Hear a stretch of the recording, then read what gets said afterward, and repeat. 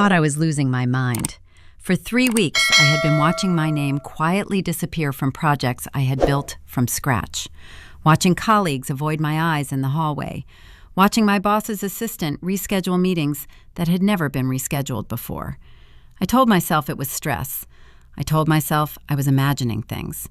I had no idea that my mother-in-law had been making phone calls to my workplace every single day, and that my husband had been giving her the number. She had started 6 months before I found out. 6 months of methodical, patient, invisible destruction, all disguised as concern. Rita was the kind of woman who could smile with every muscle in her face except the ones behind her eyes. And when she looked at you, you always had the faint, irrational feeling that you had already lost something. You just didn't know what yet. My name is Clara. I was 34 years old when my career nearly ended, and 35 when I understood exactly who had lit the match. The life I had before any of this happened was not perfect, but it was mine, and I had built every inch of it with my own hands.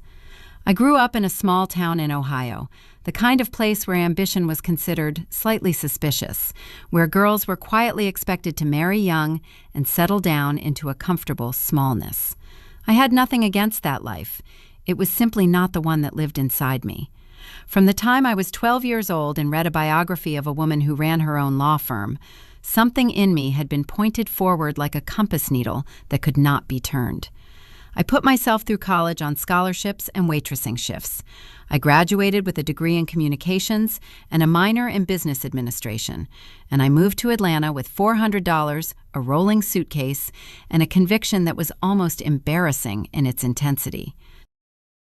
I started as an assistant at Meridian Group, a mid-size marketing and PR firm that handled accounts ranging from regional hospital networks to national retail brands. I made coffee, I took notes, I stayed late. I watched how the senior strategists worked, how they read a room, how they turned a client's vague anxiety into a clear campaign with a heartbeat.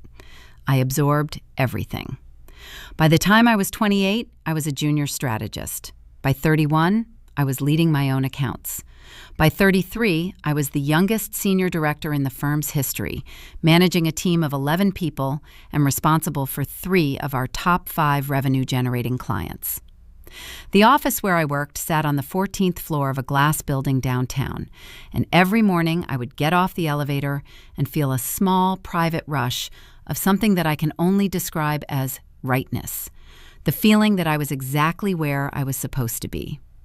My desk faced east. In winter, the sunrise came through the glass at an angle that turned everything amber and gold for exactly 11 minutes, and I used to sit there with my first cup of coffee and think, quietly and without arrogance, that I had done something real, that the life I had built was solid. I had met Daniel at a friend's dinner party 4 years earlier. He was an architect, thoughtful, quiet, with a dry sense of humor and a habit of drawing small sketches on napkins when he was thinking. We dated for 1.5 years before he proposed, and we were married in a small ceremony at a vineyard outside the city. His family came from Charlotte. His father, a retired engineer named Paul, who was warm and easy to talk to, and his mother, Rita, who arrived at the rehearsal dinner in a dress the same shade of ivory as my wedding gown, and who, when I gently mentioned it, laughed and said, "Oh, I had this in the closet for years, darling. I didn't even think." She touched my arm when she said it. She had cold hands. I noticed things about Rita from the beginning, but I filed them under the category of difficult personality rather than active threat. She called Daniel every day, sometimes twice. She had opinions about how we arranged our furniture, about what I cooked for dinner when she visited, about the neighborhood we had chosen to rent in. She once told me, in a voice rich with gentle concern, that she worried I worked too much, that it wasn't natural for a woman to be so driven, that Daniel needed a home, not a business partner. I smiled and changed the subject. Daniel, when I mentioned it later, said she didn't mean anything by it, that she was just old-fashioned, that I shouldn't take it personally. I believed him. I tried. What I did not know, what I could not have imagined, was that Rita had been building a file on me for over a year. Not a literal file, something more dangerous, a narrative, a carefully constructed story delivered in fragments, over time, to the exact right people. Our apartment was on the third floor of a converted Victorian in Inman Park. It was a beautiful space. High ceilings, original hardwood floors, a kitchen with pale green subway tiles that I had spent 3 weekends painting over the landlord's objections until he finally agreed. We had a small balcony that faced a courtyard full of crepe myrtle trees, and in summer, the blossoms drifted in through the screen door and settled on the table like pink confetti. I used to grade client briefs out there in the evenings, with a glass of white wine and the sound of the neighbor's piano drifting up from the first floor. That was the life I had. That was what I was protecting, even before I knew it needed protecting. The first strange thing happened on a Tuesday in October. I was presenting the Q4 strategy for our largest client, a hospital group called Ascent Health, when my boss, Gregory, asked me to stay after the meeting. Gregory was not an easy man to read. He was precise, formal, deeply fair. And when everyone else had filed out and he turned to me with something cautious and careful in his face, my stomach tightened before he had said a word. "I've been getting some calls," he said. He paused. "About you."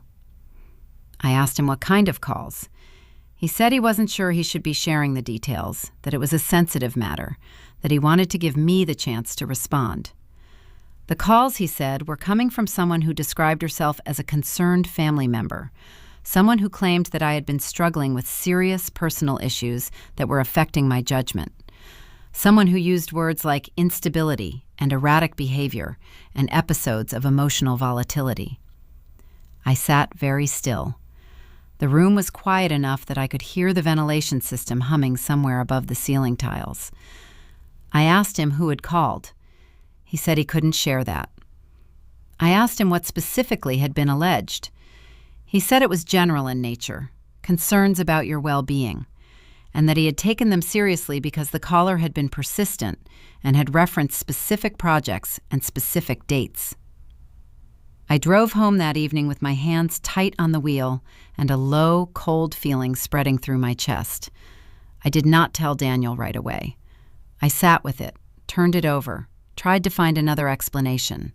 A disgruntled former employee, a misunderstanding, someone with the wrong number. But specific projects, specific dates. Whoever had made those calls knew exactly where I worked, knew the names of my accounts, knew enough about my schedule to make the concerns sound credible. That night, Daniel came home late from a site visit and found me on the balcony with my wine untouched and the brief in my lap unread. He asked me what was wrong. I told him about the calls. I watched his face. There was something there, a flicker, a half-second of something that was not quite surprise, that came and went so fast I almost missed it. He said it was probably nothing, probably a crank. He said Gregory knew me, knew my work, that one phone call from a stranger wouldn't change anything. He kissed my forehead and went to make dinner, and I sat there in the October dark, listening to the piano downstairs and trying to believe him. Over the following 3 weeks, more things shifted. A meeting with the Ascent Health team was handed to my colleague James without explanation. My name was removed from the agenda of the annual Strategy Summit, an event I had co-organized for 2 years running. When I asked Gregory's assistant about it, she said there had been a restructuring of the speaker list and that she was sure Gregory would speak to me about it soon. He did not speak to me about it.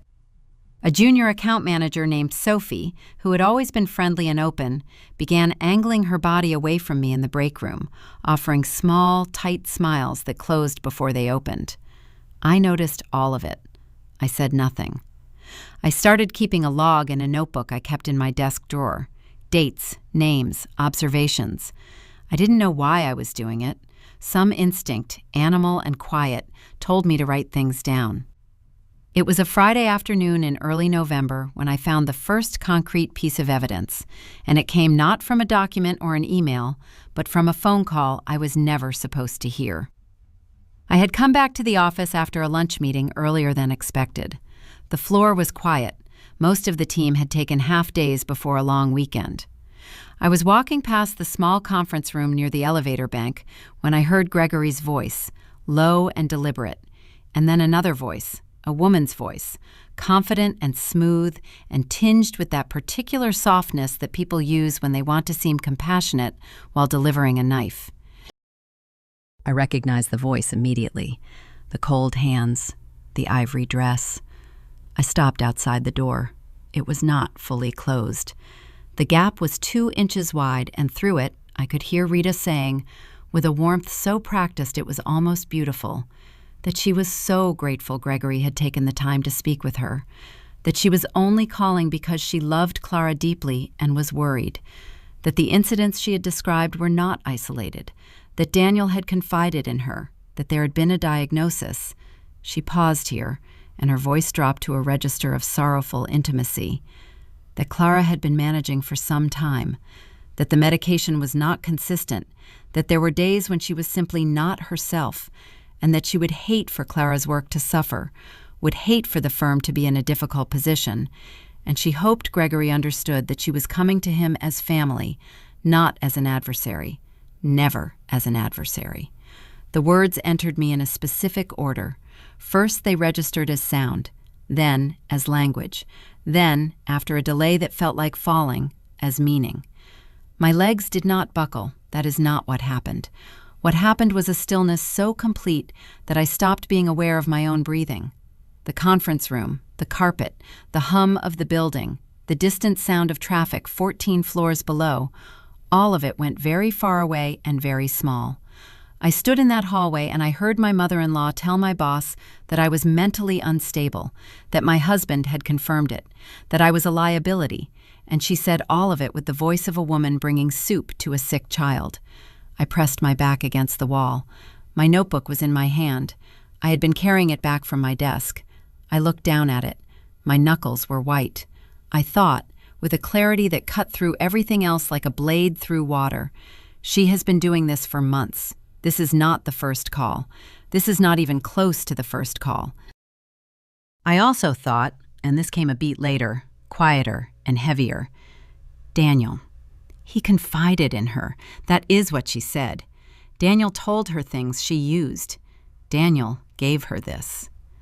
I walked to the elevator. I pressed the button. I rode down 14 floors in silence and walked out of the building into the November afternoon, and I stood on the sidewalk in the cold air for a long time before I called anyone. The city moved around me. Cabs, pedestrians, a food truck with a line of people waiting in down jackets, and I stood completely still at the center of it, holding my notebook, understanding for the first time the full shape of what was happening to me. I sat in my car for 40 minutes. The engine was off. The heat of the November afternoon lasted about 6 minutes before the cold crept back in through the glass, and I let it come, because the cold was real and solid, and I needed something real and solid very badly just then.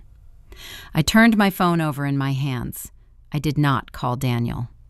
I thought about calling my father, who lived in Columbus and who had never once liked Rita, had said so, quietly and without drama, at a family dinner 2 years ago, and whom I had shushed because I did not want to create problems. My father, who had been a union rep for 20 years and who understood, better than almost anyone I knew, the specific architecture of institutional betrayal. I did not call him yet. Instead, I sat with what I had heard, and I let it settle into me the way cold water settles, not with a crash, but a slow, thorough permeation. Rita had told Gregory there was a diagnosis. She had used the word episodes. She had implied that Daniel had confirmed these things, had confided in her, had given her the vocabulary to build a case, which meant that somewhere, in some conversation I had not been present for, my husband had handed his mother the tools to dismantle me. Whether he had done it knowingly, whether he had understood what she would do with what he gave her, whether he was a willing architect of this or a careless one, that question I knew was the one I would have to answer, and I was not yet ready to answer it.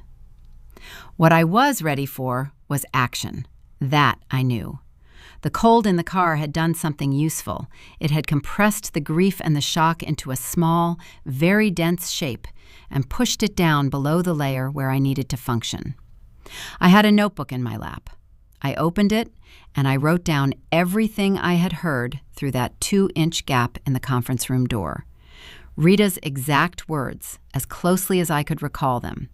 The phrases she had used, the way she had referenced Daniel, the mention of a diagnosis, of episodes, of medication. I wrote it all down in small, precise handwriting, and when I was done, I read it back, and then I circled the word diagnosis 3 times, because that was the hinge. That was the thing that could cost me everything. Not the vague concerns about well-being, which a good track record could survive, but a specific clinical implication, repeated to my employer by someone who claimed to be family and claimed to have corroborating testimony from my husband. That was the kind of thing that attached itself to a professional reputation and did not let go. I drove home. I needed to see Daniel's face. He was in the kitchen when I came in, standing at the stove with his back to the door, and for a moment I stood in the hallway and looked at him.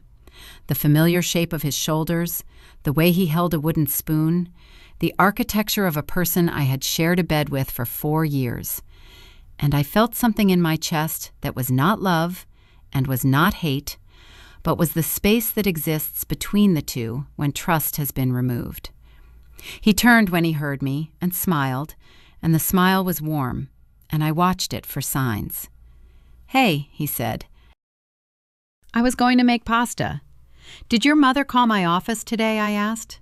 I did not raise my voice. I kept it level, almost conversational, the way you speak when you are saving the real weight for later. The wooden spoon stopped moving. Not dramatically, just a half-second pause, the kind that would be invisible to anyone who wasn't looking for it. I was looking for it. "What?" he said. "Rita," I said. "Did she call Gregory today? Did she call him before today? Because I heard the conversation, Daniel. I was in the hallway and the door wasn't closed, and I stood there for 3 minutes and I heard every word she said." He set the spoon down. He turned fully to face me.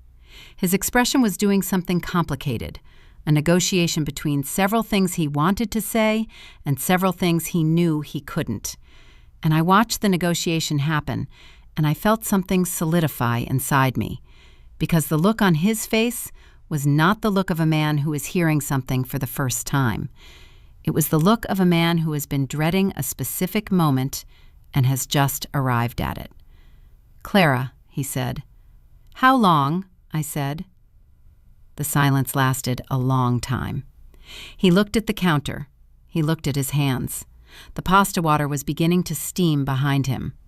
I waited because I had learned in 4 years of marriage that Daniel's silences were not empty. They were full, packed with things he was deciding whether to say. And if you waited long enough and kept very still, sometimes the truth came out the way water comes out of a cracked pipe, not in a flood, but in a slow, inevitable seep. "She was worried about you," he finally said. "She said she'd seen things, when she visited, that you seemed off, overwhelmed." "Overwhelmed," I repeated. "She asked me if you'd ever had any—" He stopped. "Say it," I said. "If you'd ever had any mental health concerns," he said. His voice was very quiet. And I told her. I just told her that you'd gone through a hard patch 2 years ago, after the miscarriage, that you'd seen a therapist. Clara, I wasn't trying to. You gave her ammunition, I said. Not loudly, quietly. You gave her the single most damaging piece of personal information I have ever shared with you about the hardest thing I have ever been through, and she walked it straight into my workplace and told my boss I was mentally unstable. Do you understand what she did with what you gave her? He looked at the floor. He said, in a voice that was barely audible, I didn't think she'd actually. How many times, I said, how many times has she called Gregory? He looked up. His face had something in it now that I can only describe as the expression of a man watching a wall he helped build come down. "I don't know," he said. "She didn't tell me she was calling. She asked questions about your work, about your boss's name, about the clients you handled. I thought she was just making conversation. I thought she was just—" "You thought she was just interested," I said, "in my career. Suddenly, after 5 years of telling me I worked too much." He had no answer for that.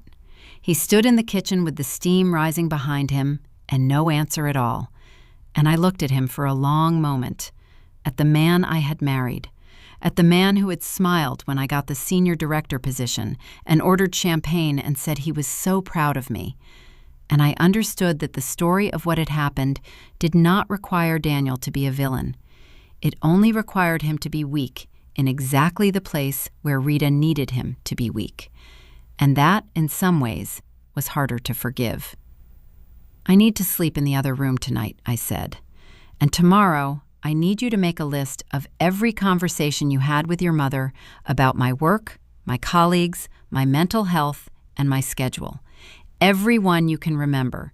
Dates, if possible. Because I am going to need that information." I left him in the kitchen. I went to the bedroom, and I sat on the edge of the bed, and I pressed both hands flat against my thighs, and I breathed. Then I called my father. He answered on the second ring. I said, "Dad, something has happened. I need your help." And then, for the first time all day, my voice cracked. Just once, just a small fracture in the surface, and then it held. My father, who is a man of very few words but all the right ones, said, "I'm listening." And I told him everything. He was silent for a moment when I finished. Then he said, "You have an employment attorney?" "No," I said. "You do now," he said. "Her name is Patricia Walsh. She handled a harassment case at my union. She is very good, and she will not let them bury this." He paused. "And Clara, document everything. Write it all down tonight while it's fresh. You already started from what you're telling me. Good. Don't stop." I did not sleep much that night. I lay in the guest room with my notebook, and I wrote until my hand cramped, and then I kept writing. I documented every odd moment over the past 3 weeks.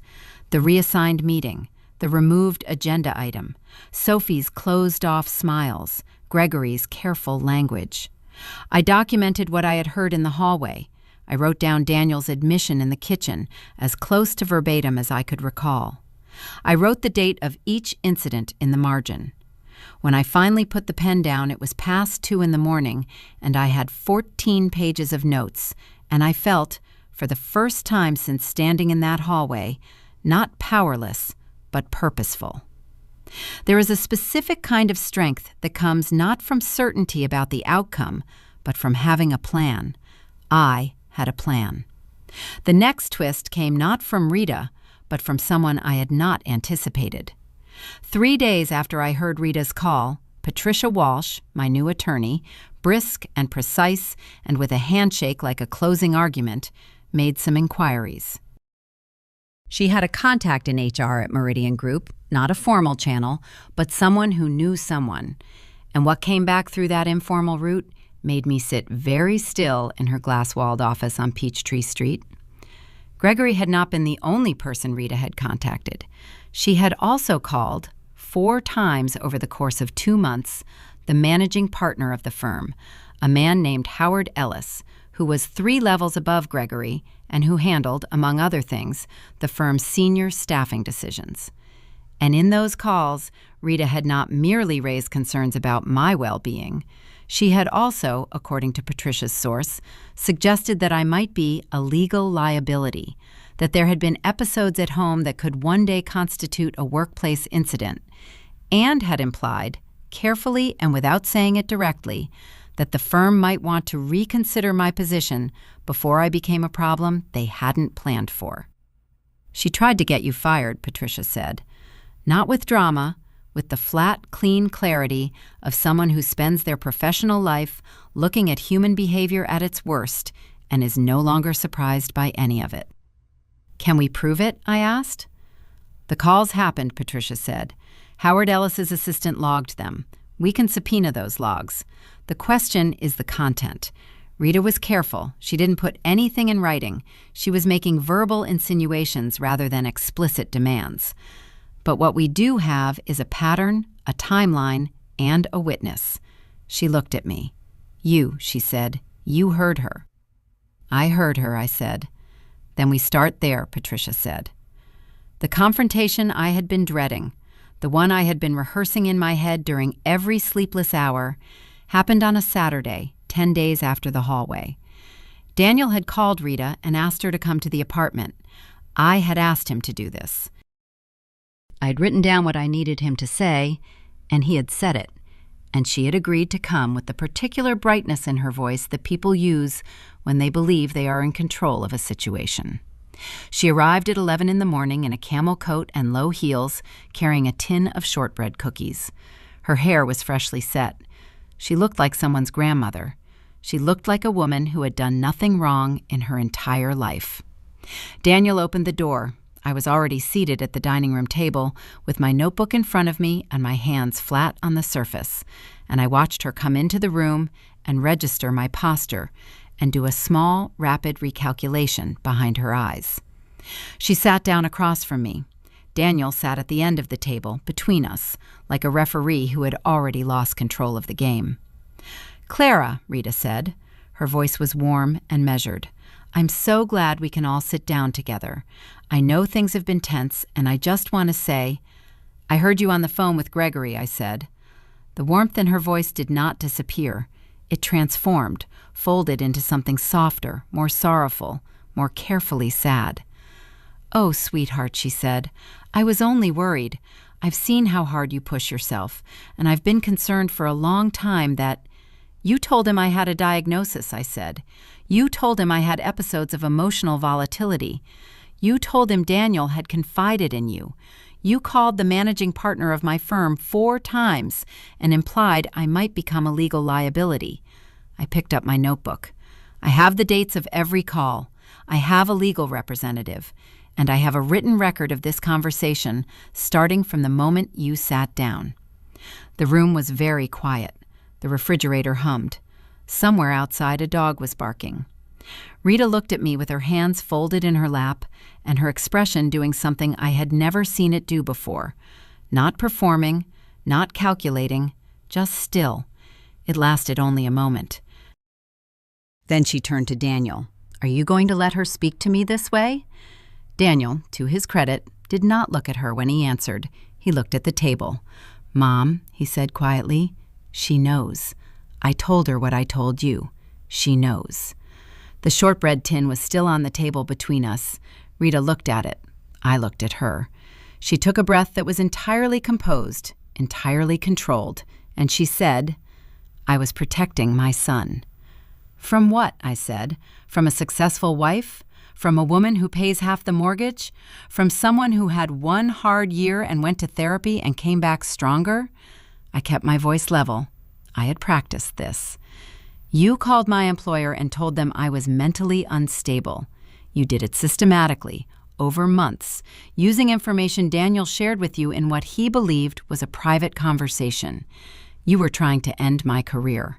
I want to know why. She looked at me for a long moment, and then something changed in her face. Not remorse, nothing as simple as that, but a kind of settling, the way a card player's face settles when they know the hand is over. I wanted Daniel to come home, she said. Not here. Home. Charlotte. His father is not well. I needed my son, and you were always— She stopped. She picked up the shortbread tin and set it back down. You made him choose, every single day, without even knowing you were doing it. I made him be married, I said. She said nothing. Daniel said nothing.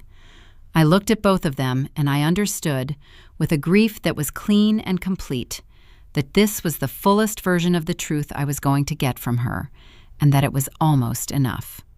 Almost.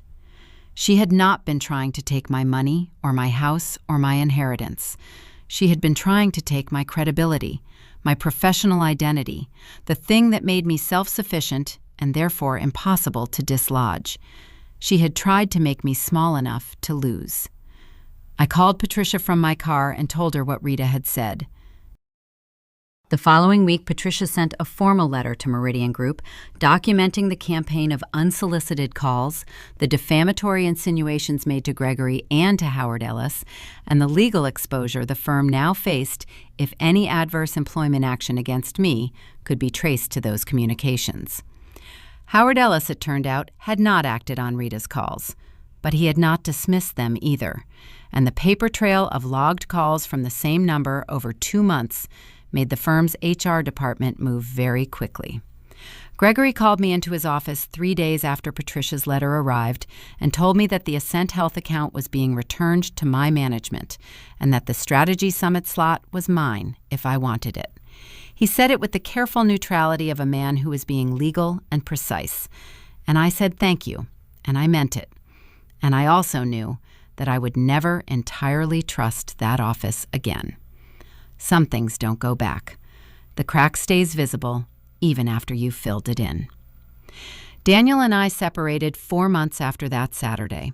It was not dramatic. It was slow and sad and full of conversations that went on past midnight and ended with both of us exhausted and honest and unable to find the ground we had been standing on before. He was not a bad man. He had not set out to harm me. But he had handed his mother a weapon and called it a family conversation. And every time I looked at him, I saw that. Not with anger after a while, but with a specific, irreversible clarity. We sold the lease on the apartment, split the furniture with a fairness that was almost courteous, and went our separate ways. He moved back to Charlotte. Rita, I later learned from Daniel's aunt, had not gotten what she wanted either. Paul's illness had progressed, and Daniel was not the support she had imagined, because the move back had broken something in him that he was still working to repair. Some plans destroy the people who make them. Meridian Group gave me the Strategy Summit keynote that spring. I stood at the podium in a room of 200 people, and I spoke for 40 minutes about building client trust under pressure. And I did not think about Rita once. I thought about the notebook in my car. I thought about Patricia's handshake. I thought about my father's voice on the phone saying, "I'm listening." 6 months after the separation, I moved into a small house in East Atlanta with a backyard that had a fig tree in it.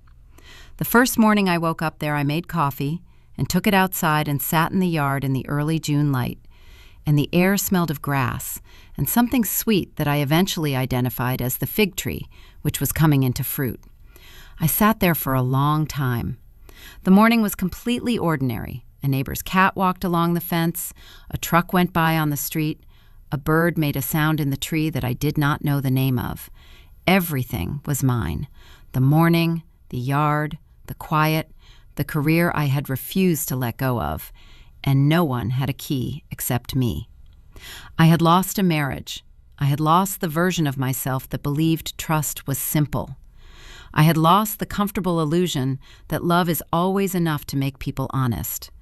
Those losses were real, and I did not pretend otherwise. But I had kept the thing Rita had most wanted to take from me, the knowledge, solid and unmovable, that I had built something real, that it was mine, that no one with cold hands and a careful plan and a tin of shortbread could reach in and take it away. Some things you have to lose before you understand what you were really protecting. That morning in the backyard, with the coffee warm in my hands and the fig tree just beginning to give, I finally understood. I had not just survived. I had found out exactly who I was when everything else was stripped away. That woman, the one who took notes in a cold car and hired an attorney and said I heard you across a dining room table without flinching, she was worth protecting. She always had been.